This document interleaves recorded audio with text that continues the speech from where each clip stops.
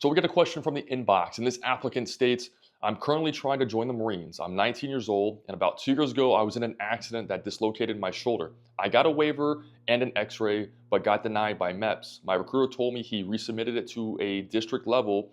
Would you have any idea on how long this takes for a reply? I've been waiting for a couple of months now. Thank you. So just to be clear, you did not get a waiver because if you had a waiver, you'd already be a poolee, already enlisted, because that means that MEPS would have saw your condition, disqualified you.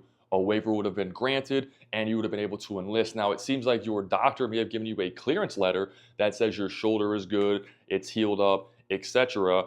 But MEPS could have said, "Hey, we see your shoulder," and they do what's called a 3P. They disqualify you for upper body for your shoulder.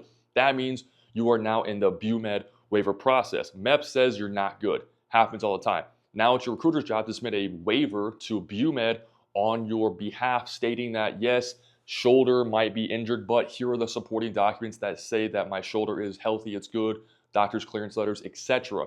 Now, it seems like it's pending in the chain of hierarchy going up to MICRIC, which is where BUMED is, that where they approve or deny them.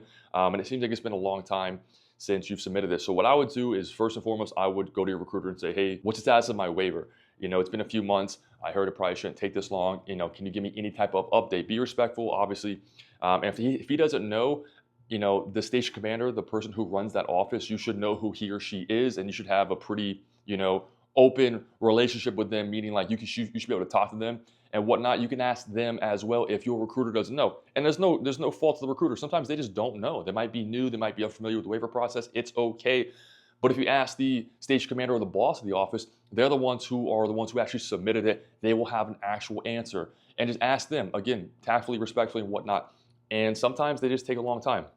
I've had waivers in my office that have taken 6-8 months to get a response. Those were very specific cases, a lot of back and forth, but your average waiver is going to take less than a month to get a response. The waiver process used to take a long, long time. Like the 2020 eras, this would take 6 to 8 months to get a response. It was crazy.